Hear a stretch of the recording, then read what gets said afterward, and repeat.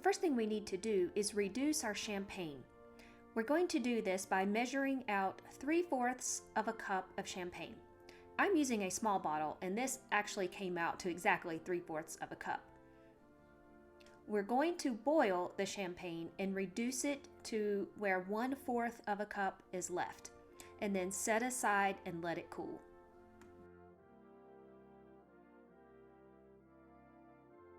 Today I'm experimenting with a reduced sugar recipe. You can get the full recipe in the description below. But first, combine your almond flour and powdered sugar and sift in a large mixing bowl. After you sift your almond flour and powdered sugar, make sure to discard the large pieces that will not go through the sifter. Next, get the egg whites from 3 large eggs. This came out to 96 grams for me. Then we need 85 grams of granulated sugar.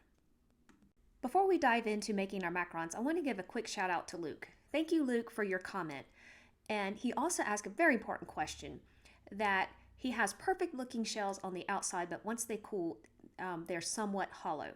This is a problem that a lot of macaron makers face, including myself. So make sure to watch the complete video, especially at the end, where we talk more in depth about this problem.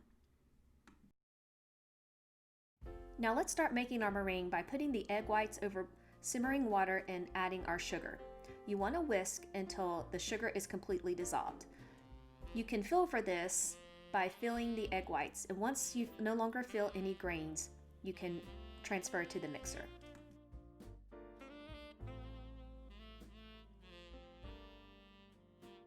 Once in the mixer, I slowly turn up the speed. I start on the low speed for about 30 seconds and then go to mid speed for about 2 minutes. And today I'm going all the way up to high speed. I'm going to beat until stiff peaks. This is where your peaks are straight and pointy and not bending over. This is stiff peaks. Now add your dry ingredients to the meringue. You want to fold them together until they are well combined.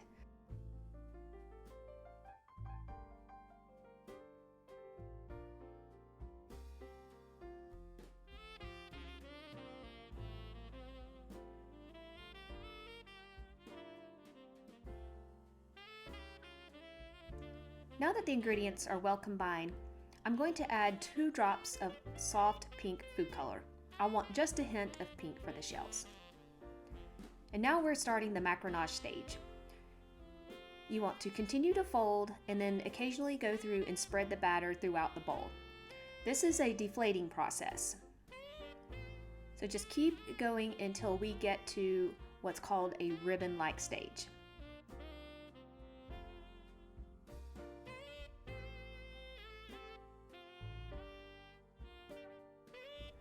Here you can see the batter's still a little too thick. It's not ribboning off the stage in a continuous flow. So keep going.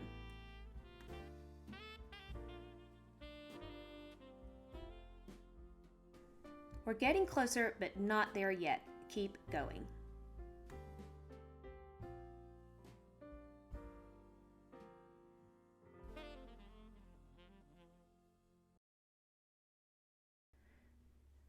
Okay, now watch how the batter just ribbons off the spatula.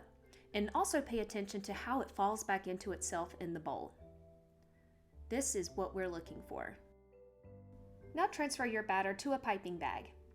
I'm using a 20-inch bag with a number 12 round tip.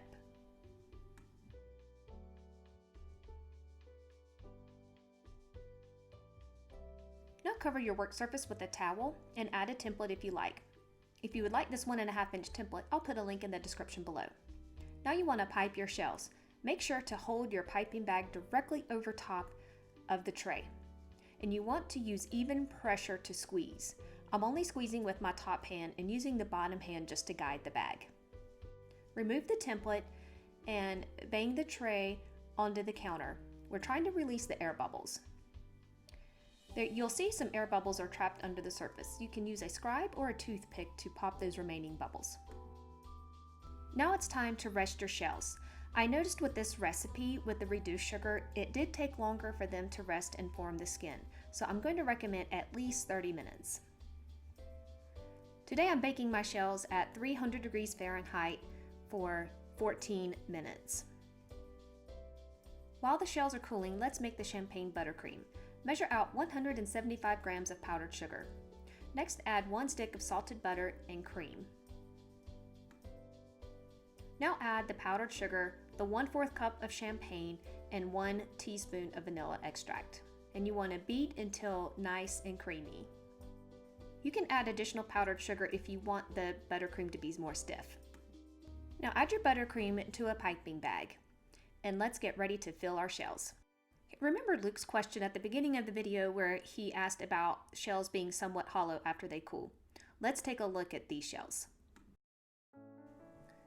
Let's cut into one of the shells and take a peek inside. So as you can see, yes, I also deal with the same issue. But let's talk more about that after we see the shell when it's matured for 24 hours. Let's fill our shells.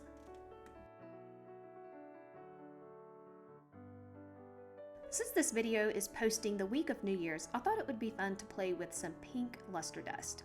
I'm adding just a cap of vodka and combining that with the pink luster dust.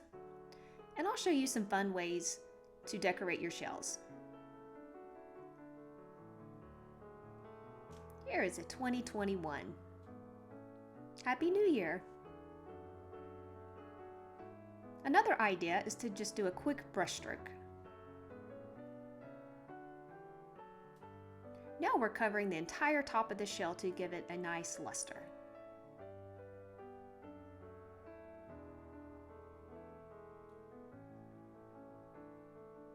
Here, we're just splattering the luster dust on the shell.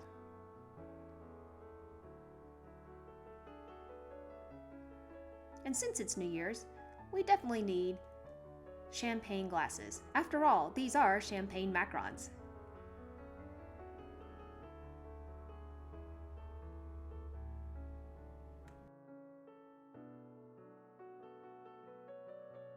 Now the shells have matured for 24 hours. Let's take a peek inside again.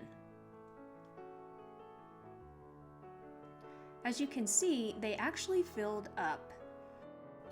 There are several things that could cause the slightly hollow shells. One of the most common culprits is we need to bake just a hair longer to let that filling, build up and mature inside while it's baking. Also, you could try a lower temperature but baking longer if you're concerned about your shells getting too crispy. So I would suggest trying that first. Since there are a few causes for slightly hollow shells, I will make a future video on how to experiment and try to find the solution to this problem. So stay tuned for that video. Thank you for watching today's video. Make sure to give this video a thumbs up if you like it and subscribe to our channel. And while you're here, make sure to watch this other macaron video. Have a wonderful and blessed day.